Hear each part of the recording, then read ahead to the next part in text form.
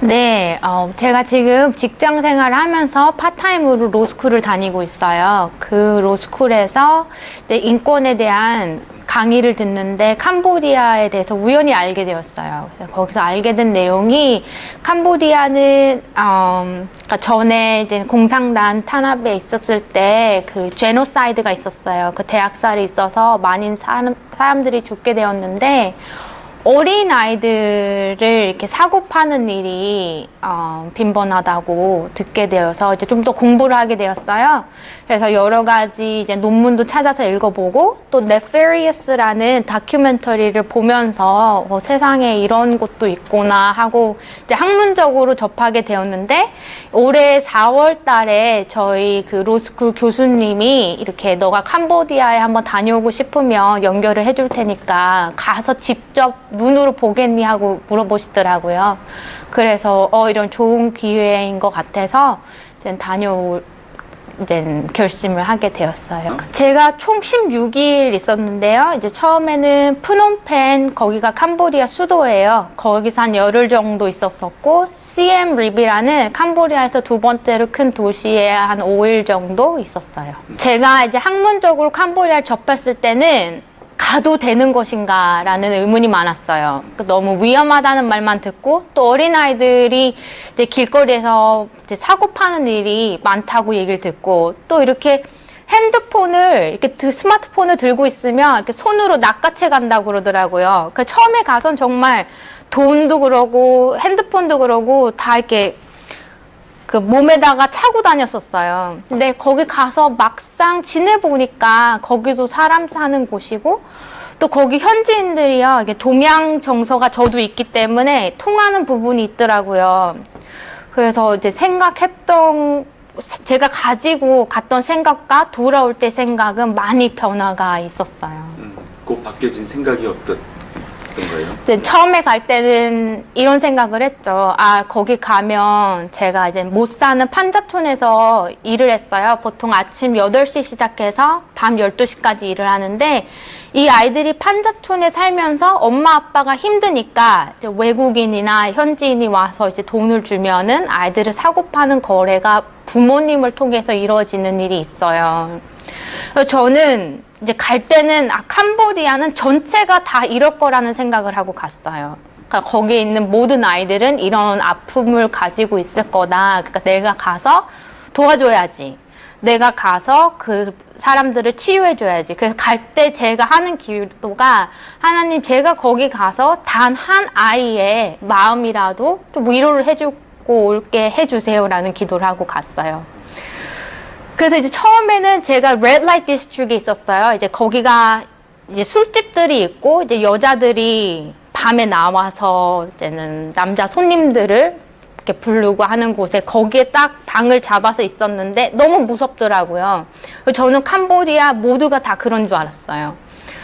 그렇게 있다가 한 4일 정도 되면서부터 이제는 처음 4일은 너무 우울했어요. 킬링필드 가면은 그 박물관에서 리코딩을 들을 수가 있어요. 그래서 여러 가지 역사적인 얘기를 해주는데 다 못 듣겠더라고요. 근데 거기서 이제 신기했던 게 제가 이 미국에서 이제 북한에 대한 관심도 많이 있거든요. 근데 왜 북한에서는 그 김정은 정권이라 그 공산당에서 뭔가 잘못을 하면은 3대를 멸한다고 그러잖아요. 그 리코딩에 그 역사 얘기를 해주는데 똑같더라고요. 이게 공산당체가 북한하고 똑같구나 이런 생각을 했죠. 너무 우울하더라고요. 하나님 왜 바깥에 나가서 이 어린 아이들이 왜 이렇게 사고 파는 일에 하나님 가만히 계신가요? 여기 많은 크리스천들도 보내줬는데 이거 하나님 왜 허락하시는 건가요? 이런 기도를 하다 보니까 너무 슬프더라고요. 그러니까 바깥에도 나가고 싶지가 않았어요. 그래도 뭐 일을 해야 되니까 매일매일 나갔죠. 근데 이제 제가 첫 번째 일요일을 거기서 맞이했는데 그 Red Light District에서 새로 설립하는 교회였어요. 그래서 거기 가서 예배를 드리는데 그 길거리에 사는 사람들이 있어요. 노숙자들이. 그리고 아이들도 길거리에 살고 찬양을 하니까 이렇게 하나 둘씩 고개를 이렇게 들이밀고 보더라고요. 근데 이제 거기서 하나님 여기도 계셨군요. 지금도 계시고 앞으로 계실 거군요 하면서 이제는 그런 하나님 이런 마음을 주더라고요. 하나님이 저한테 뭐를 주시든지 하나님 마음이잖아요. 하나님이 좋은 거를 주실 수도 있고 또 좋은 걸 주셨다가 가져가실 수도 있고요. 또 나쁜 일을 주실 수도 있고 가져가실 수도 있지만 그냥 그대로 둘 수도 있어요.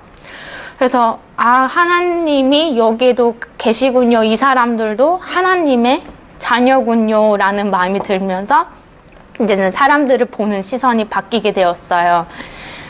물론 그 아이들이 겪는 아픔도 있지만 다른 눈으로 보게 되니까 아이들이 뛰어노는 거를 보게 되었어요. 그리고 좀 저한테는 낯설은 말인데요. 제가 이제 장로교회를 계속 다니다 보니까 이제 성령 충만이라는 단어를 많이 못 들어봤어요. 많이 이렇게 들어보지 못한다는데 그게 무엇인가를 알게 되었어요. 그러니까 그 전에는 이제 아이들이 외국인이 오면은 막 매달려요. 너무 좋아서 이렇게 보면은 이렇게 이가 보여요 머리에. 그리고 냄새도 나고. 근데 싫더라고요 처음에는. 근데 이제는 요거도 하나님의 백성이구나 하고 알았을 때는 아이들이 매달려서 그 이가 기어다니는 게 보여요. 냄새도 그래도 나요. 한데 저한테 이렇게 그거를 포용할 수 있는 힘을 주시더라고요. 그래서 이게 성령님이 일하시는 거구나. 내가 여기를 도와주고 누군가를 위로해주겠다는 생각으로 왔는데 내가 위로를 받고 가는구나.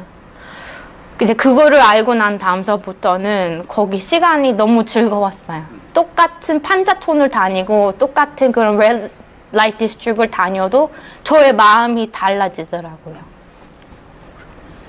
이제 기회가 된다면은 이번에는 가서 이제 캄보디아라는 지역에 제가 발만 담그고 온 기분이거든요. 너무 모르고 갔으니까. 근데 올해 한 12월 달쯤에 또 다른 기회가 된다면 이번에는 가서 이제 한국 교회도 접하고 싶어요. 제가 있으면서 이제 미국 NGO들을 접하였는데 이제 한국 NGO나 미국 교회도 한번 거기 어떤 일을 하시는지 찾아보고 싶습니다. 네, 맞습니다. 네.